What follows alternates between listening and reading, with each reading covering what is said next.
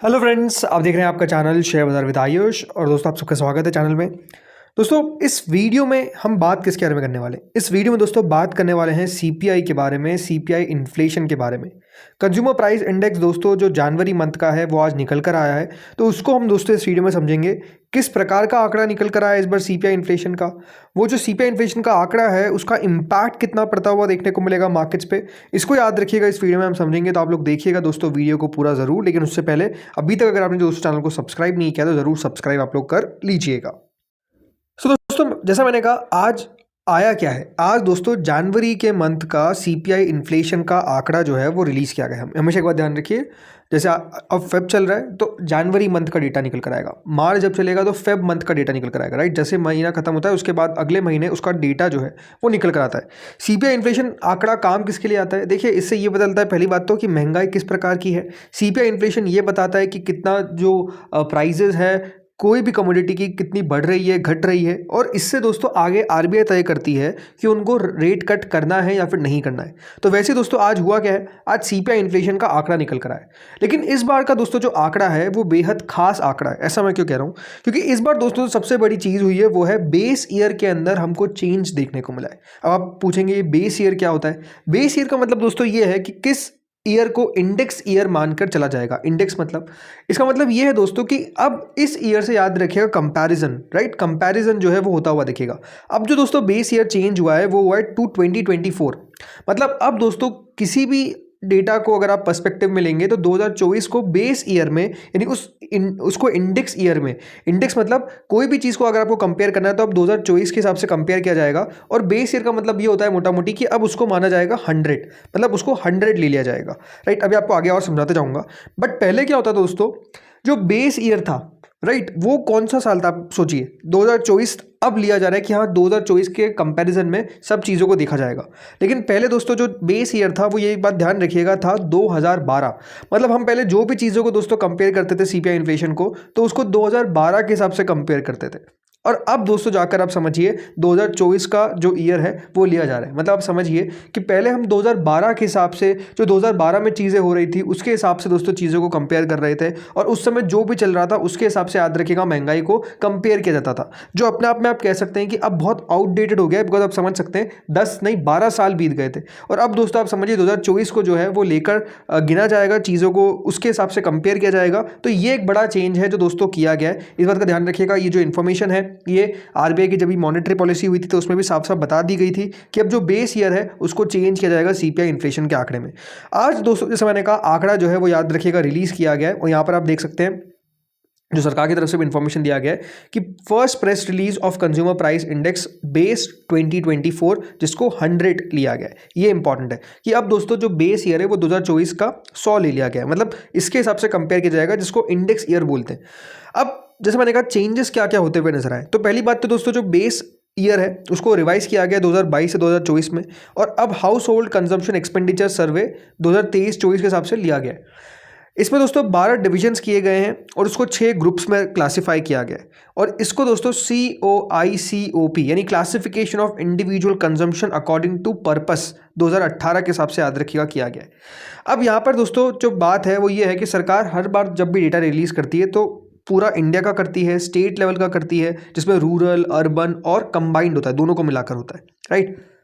अब सबसे बड़ी बात है कि इसके अंदर नए एडिशंस क्या किए गए, राइट। वेटेज याद रखिएगा बहुत कुछ है जो इसमें बदलाव किया गया है।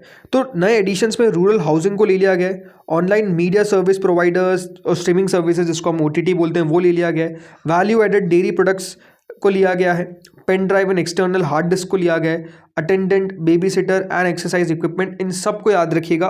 ये नई चीज़ें हैं जो ऐड की गई है सीपीआई इन्फ्लेशन में। कुछ आइटम्स को दोस्तों याद रखिएगा रिमूव भी किया गया है। रिमूव किस किस को किया गया है?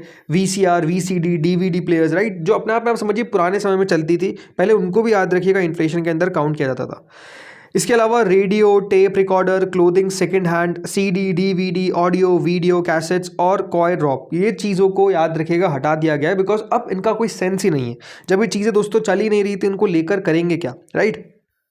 इसके अलावा दोस्तों चीज़ें हैं वो है वेट्स की बात करता हूँ मैं।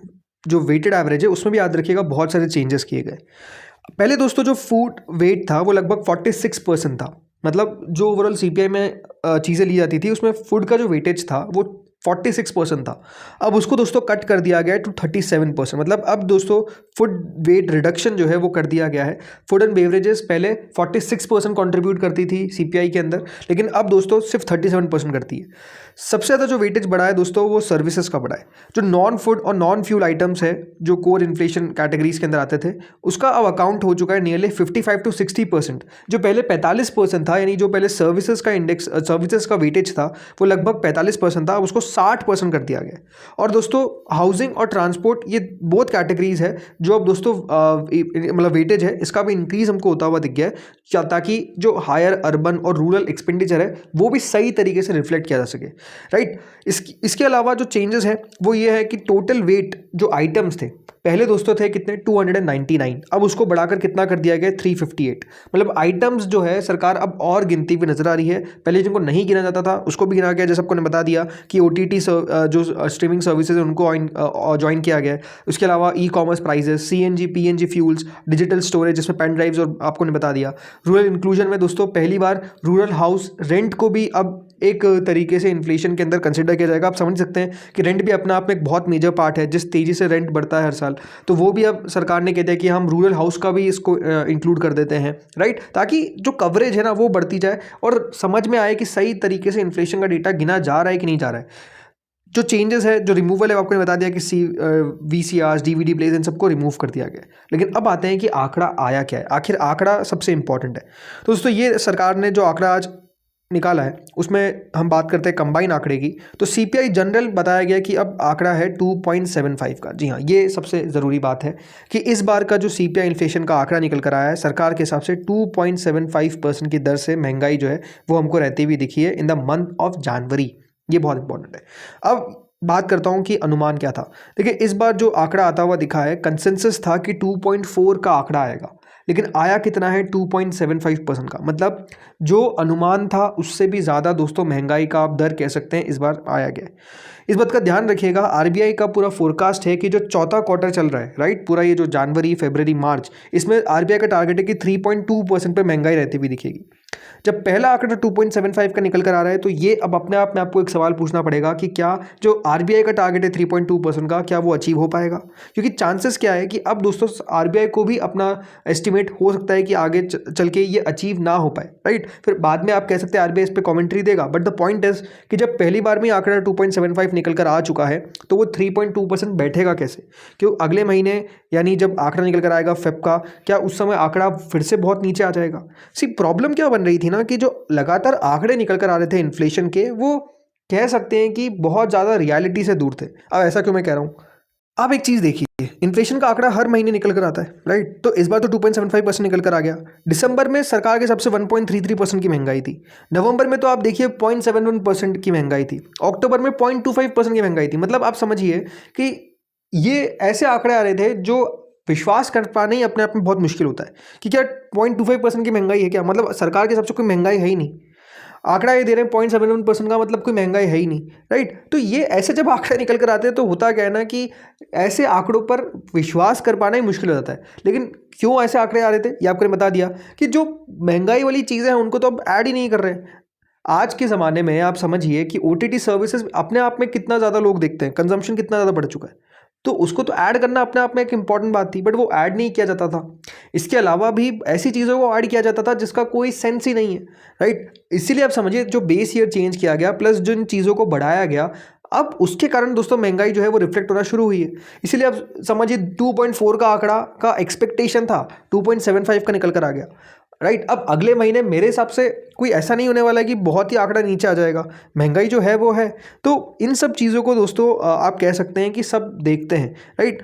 दुनिया देखती है कि महंगाई किस तरीके से इस देश के अंदर, और इसके बाद दोस्तों याद रखिए जो आरबीआई है हमारी, वो फैसला लेती है कि भैया हमको आरबीआई का रेट कट करना है या फिर रेट इंक्रीज़ करना है, राइट। तो वो सारी चीज़ें जो है याद रखिए बहुत ज़्यादा इंपॉर्टेंट होता है for the economy of the country. और अब जब आंकड़ा निकल कर आ रहा है 2.75 का, तो ये आंकड़ा अपने आप में थोड़ा सा तो चौंकाने वाला है, क्योंकि जो अनुमान था उससे भी आप कह सकते हैं ऊपर का महंगाई निकल चुकी है। और जैसा मैंने कहा जो आरबीआई का कंसेंसस है कि 3.2% तक महंगाई रहेगी 3.20% पे, वो अब आप समझिए कि क्या आंकड़ा रह पाएगा, इससे तो ऊपर ही जाने की एक्सपेक्टेशन अब लगा के हम चल सकते हैं। तो इस पे अब मार्केट का दोस्तों सबसे बड़ी बात आती है कि इम्पैक्ट क्या आएगा, राइट। निफ्टी को अगर आज आप देखेंगे तो क्लोजिंग ऑलरेडी लाल में आई है, बट जैसे ही दोस्तों यहाँ पर आप कह सकते हैं आंकड़ा निकल कर आया, अब देखिए असर क्या पड़ा। ये मैं बात कर रहा हूँ गिफ्ट निफ्टी की, ठीक है। जैसे ही आंकड़ा निकल कर आया, अचानक से आप देखिए एक रेड कैंडल जो है वो फॉर्म हो जाती है। ये आपको दिखेगा रेड कैंडल जैसे ही आंकड़ा निकल कर आया, और ये आंकड़ा कब का था, ऑलमोस्ट 4 बजे के आसपास का। तो जैसे ही दोस्तों आंकड़ा निकल कर आया, आप समझिए रेड कैंडल बनी, उसके बाद फिर थोड़ी सी रिकवरी आई, फिर वापस से नीचे गए, अब फिर हम ऊपर जा रहे हैं क्योंकि यूएस मार्केट्स खुले तो उसका इंपैक्ट आ रहा है। बट ये आंकड़ा मार्केट को भी ऐसा नहीं है कि पसंद आया, शुरुआत जैसे ही हुई वैसे ही दोस्तों निफ्टी जो है वो नीचे चला गया, राइट, 4 बजे के आसपास। तो गिफ्ट निफ्टी की बात कर रहा हूँ। तो मार्केट इसके ऊपर किस तरीके से कल रिएक्शन देगा, ये एक ज़रूरी बात होने वाली है। नो डाउट अमेरिकन मार्केट्स का भी इन्फ्लुएंस रहता है, क्योंकि आज भी अगर आप देखेंगे हम गिरावट जो आई उसके पीछे का मेजर रीज़न था एआई जिस तरीके से डिस्टर्ब कर रहा है बहुत सारा चीज़ों को, उसका इंपैक्ट हमारे निफ्टी पर आया। बट कल इस आंकड़े पर भी मार्केट रिएक्ट करेगा। इस आंकड़े को दोस्तों एफआईआईज देखते हैं कि किस तरीके से इस देश की इकोनॉमी, इस देश का इन्फ्लेशन जो है वो चलता हुआ दिख रहा है, और इस पे जो बैंक है वहाँ का रिजर्व बैंक, जैसे हमारे यहाँ पे आरबीआई है, जैसे यूएस में फेड है, वो क्या चिंता जाहिर करता है, क्या फैसला लेता है, वो मार्केट देखता है। अभी भी आंकड़ा अंडर कंट्रोल है, आप ये बात ध्यान रखिए। जो आरबीआई का ओवरऑल कंसेंसस रहता है कि 4 से 6%, सॉरी 2 से 6% के बीच में आंकड़ा रहना चाहिए, अभी भी है तो उसके बीच में ही, राइट। 4% याद रखिएगा टारगेट है कि उसके ऊपर तो जाना नहीं चाहिए, और अभी भी गया नहीं है। बट क्या उसके ऊपर निकल जाएगा पूरे क्वार्टर के अंदर, ये एक सवाल है जो आई थिंक मार्केट्स ढूंढेगा। तो कल नो डाउट इन खबर पे मार्केट जब रिएक्ट करेगा तो वो देखने वाली बात रहेगी कि कितना रिएक्ट देता है, कितना नेगेटिव रिएक्ट देता है, या फिर मार्केट को चिंता नहीं है, वो कल हमको पता चलेगा। तो दोस्तों इस वीडियो में तो इतना ही था। होपफुली आपको वीडियो बढ़िया लगा होगा। अगर अच्छा लगा तो लाइक कर देना, चैनल से पहली बार जुड़े सब्सक्राइब कर देना। Thank you friends for watching this video.